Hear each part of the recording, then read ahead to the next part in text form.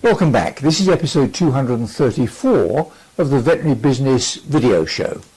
In this episode we'll learn how we might need to adjust our communication styles, and we'll hear why practices need to have a positive, established online reputation. We'll discuss the need to remind clients about small issues before they become big problems. We'll remind ourselves about the value of vet techs and nurses in practice, and I'll offer you my quick business tip for this episode. I'm John Sheridan, and this is the video show from Veterinary Business.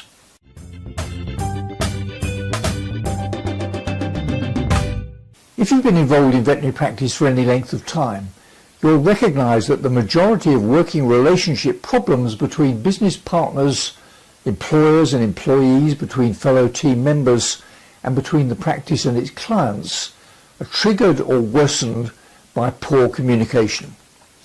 Here's a clip in which Dave Nichol takes a look at the skill of being an effective communicator and suggests how we might need to adjust our communication style, perhaps like Karma the chameleon.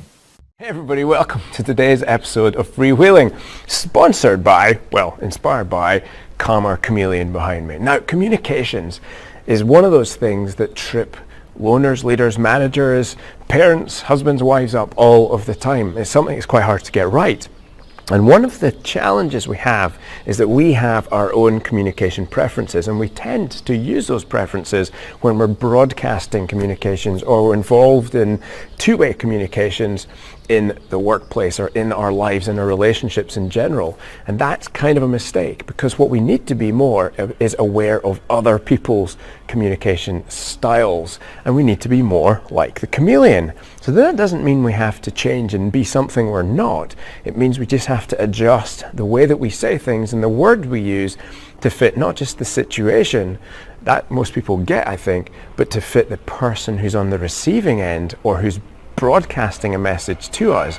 A great example of a personality type would be when you've got somebody who is all about options versus somebody who's all about procedures. Okay, so as an owner manager, you might be the sort of problem solver who just loves to create tons of different options to solve something. Okay, now if you've got somebody on your team who's much more procedurally oriented, that's one of their communication preferences, or that's one of the way their brain works, then if you just present them a number of options with how to solve a problem, they're kind of going to get overwhelmed, and that's not going to work for them. What you've got to do is say, okay, rather than say, well, you've got option A, B, and C to deal with this issue, you say, well, listen, the procedure that I think you should use to follow this, to deal with this problem is step 1, step 2, step 3. It's a much more linear way of thinking, which is just the way some people's brains are put together. The other place where we often see communication breakdowns, and a really classic example, and you're going to laugh at this, is when you're at the front of a team meeting and you're trying to inspire everybody in your team to do something cool with the practice or to get behind a new initiative or something like that, okay? And what typically happens is the leader / manager or you stand at the front of the room and you go, this is going to be awesome because of X and Y and Z. And everyone in the room's like, folded arms, crossed over, looking grumpy, giving you the side eye. And what's going on there is not that they don't want to help animals, because your initiative is, it might be something like a pet health club or a new program you're running, or you're doing some training on new equipment. It's stuff that under other circumstances they'd be genuinely interested and kind of fascinated by. So that's not what's going on there. The fact of the matter is you're communicating through your preference, through your frame of communication reference, which is towards, it's the glass half full, to a room full of problem solvers in veterinary medicine who are all of the away from or the glass half empty persuasion. So you got to find a different way to say the same thing.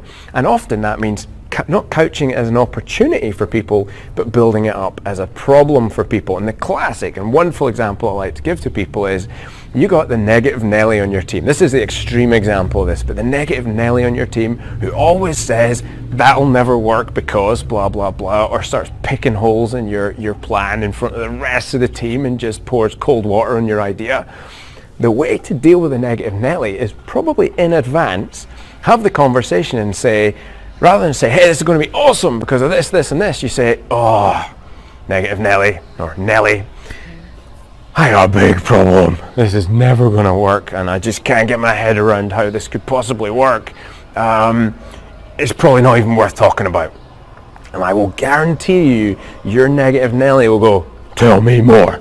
And will be shaking your arms to find out more about what the problem is, because you've said it in their language, you've couched it as a problem, and now they will move behind your idea and actually get right behind it and drive it to where you need it to be, simply because they're starting to engage with it as their problem to solve. Does that make sense? It's a little twisted, all right?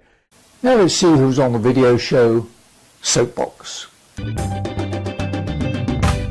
A business study in the United States suggests that 90% of potential customers look for reviews online before they select a company or organization to do business with, and that just over 84% of clients consider those reviews as just as important as the personal recommendations they receive from a friend, a neighbor, or a colleague. So probably now more than ever before, a veterinary practice needs to have a positive, established online reputation. Here's a clip from Kate Linda Wild, a vet and owner of the Social DVM website, who offers some advice.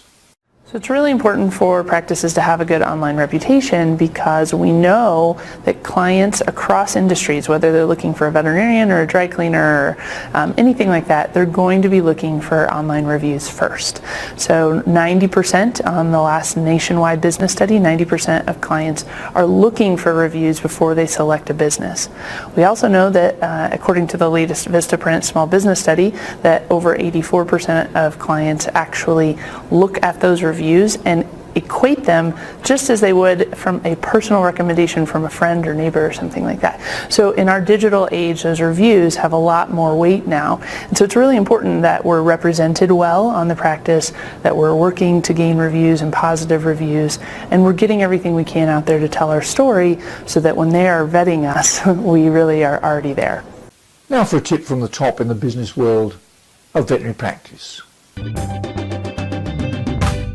Both of the video clips we've just looked at have been concerned with communication issues, and there's no doubt that effective communication is key to the effective selling of veterinary or any other services.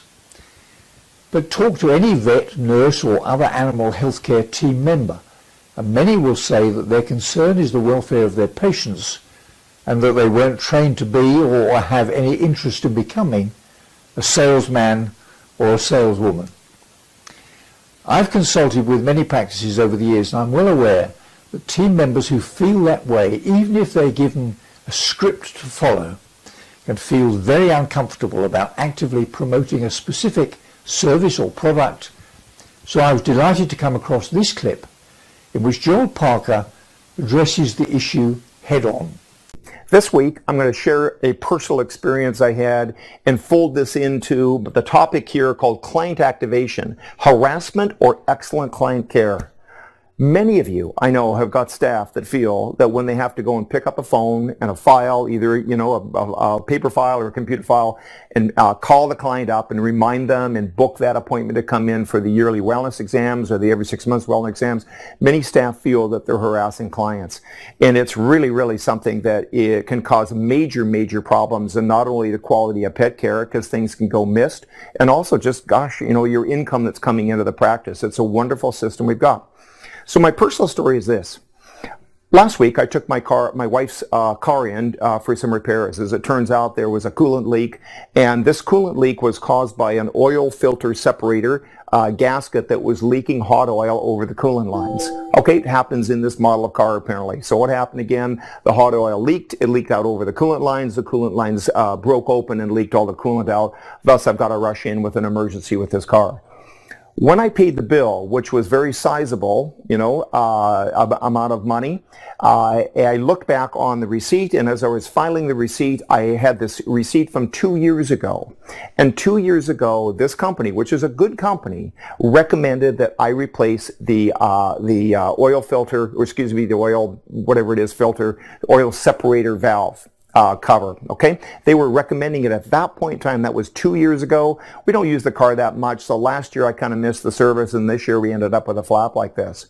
So my question, I like this company. I'm not going to break habit and go somewhere else. Ultimately this is my responsibility to keep track of, the car and what it needs and so forth.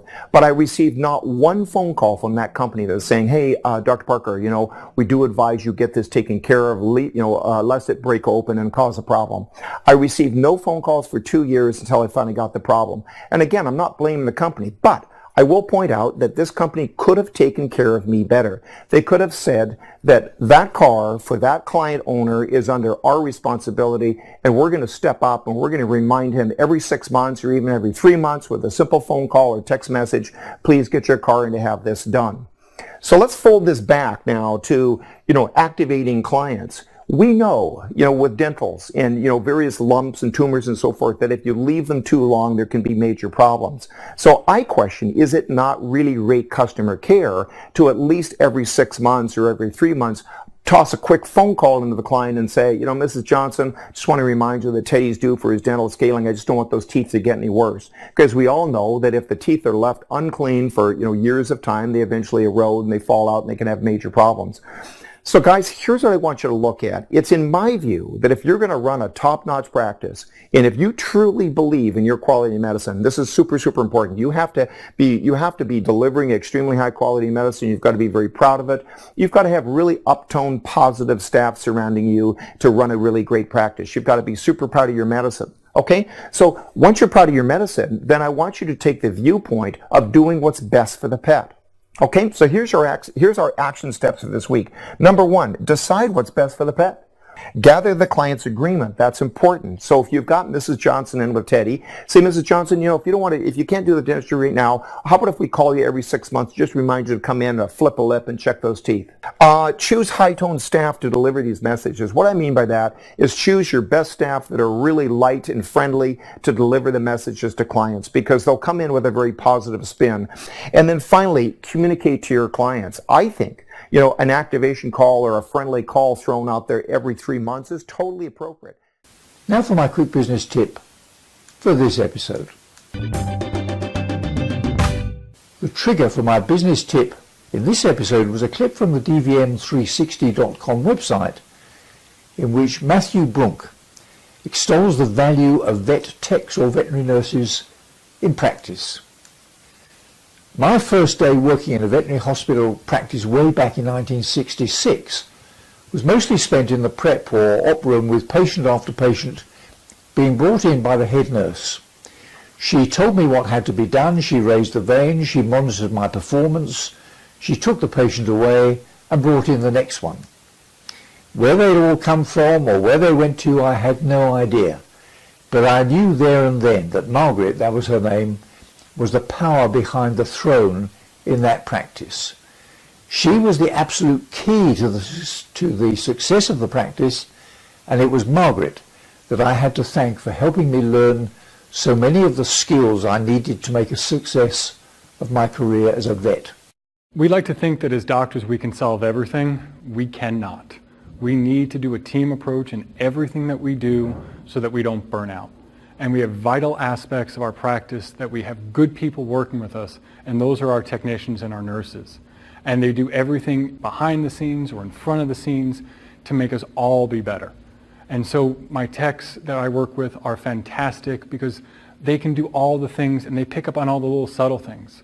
When a patient isn't right, my techs know it usually before my clients do and sometimes before I do.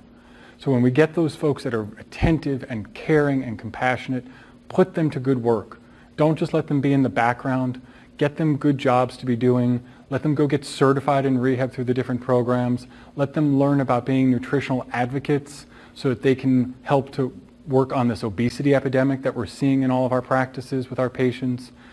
Let our techs take the reins on a lot of different aspects with regards to rehab and sports med and nutrition so that it frees up our time to do better as diagnosticians and to keep all of our patients moving. We need our techs. We cannot do this without them. So what's my quick business tip? Well, it's this. I couldn't agree more with Matthew's views about the value of our veterinary nurses and techs. They are essential members of the practice team. So involve them, seek their advice, ask for their help, build their confidence, support them, reward them, and thank them. Your practice would struggle to survive without them. Well, that's about it for now. I'm John Sheridan, and this has been another video show from Veterinary Business. See you next time.